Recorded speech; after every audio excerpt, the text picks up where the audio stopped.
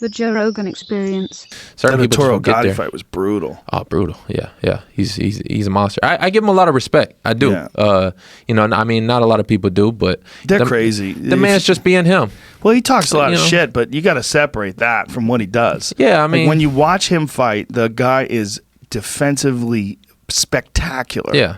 He knows exactly. When you watch the Canelo fight, I've watched the Canelo fight at least 3 times. And when you watch him stand in front of Canelo throws a left, he's over here, he throws a right, he's over here. Pop, take that jab with you. Yeah. Oh, and I'm back here now.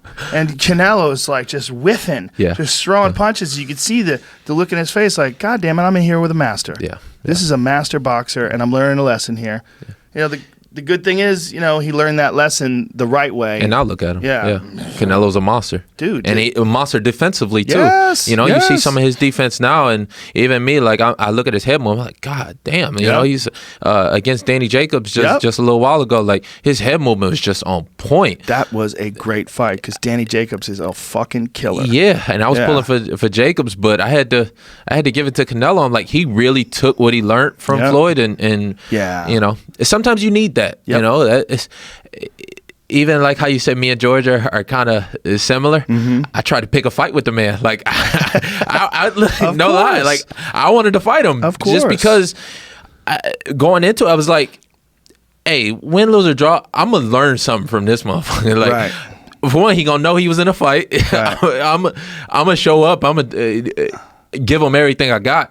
But I knew just for the future, I'm like, a fight like that is just gonna propel you. It's just gonna get better. I think he's going to wind up fighting Khabib.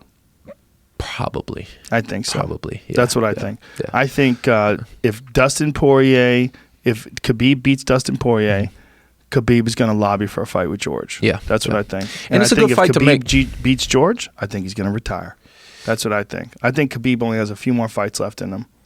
I don't think he necessarily wants to fight for a long time. I think you're right. He's undefeated. Yeah. He smashes everybody. Yeah. And I think he'll go down as one of the greatest that ever did it. If he beats George. If he beats George. If he beats George. Well, if he can even get George in there. I mean, if he could even get George in there. I mean, who the fuck knows if that could ever play out? Yeah, I mean, I want that date with him, but we'll see how that whole thing. It also play out. for the UFC, it wouldn't be for a title, which is a problem apparently. With when they have a problem with like selling pay-per-views, one of the big problems is, and this is why. Look, everybody goes, why do they have interim titles? The reason why they have interim titles because people see that title and they fucking they click that pay-per-view when they might not. That's real. It's a big factor, and it plays into your mindset as a fighter too. Yes. And so George would have to come back. I mean, someone would have to beat Usman. Or they could do 165. Or they could do 165. I mean, I'm just saying. Like Dana said on the record, do what you need to do. That doesn't mean that much because Dana's also said that women would never fight in the UFC. But Dana said on record there won't be a 165 while he's working there. We hear him. I hear him. I don't like that thinking. I hear him though, but I don't get it. I don't know why they want to have more weight classes. Yeah, I don't get it. You can make the Khabib and George fight and it be nothing. Every 10 pounds. And George wants that fight too, even to say how, I mean, you a cool motherfucker, but George even more so. I tried to pick a fight with him and for real, and he called me and we talked for like over an hour and he was like explaining to me, he's like, listen, I cannot fight you right now. I have to do gymnastic.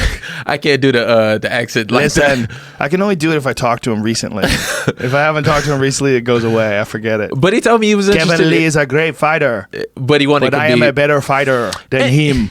And I feel it.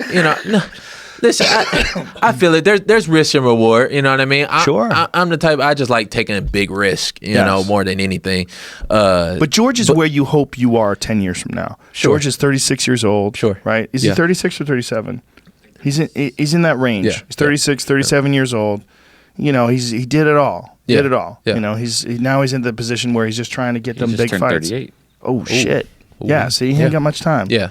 No, I feel it. And even when he was explaining to me, like I was like, man, I really can't hate you for this. Like you know, he's a great guy. You kept it like as straight as possible. He's like, you know, it's just too much risk, and you know, it's like for what? I'm like, sorry. I get it.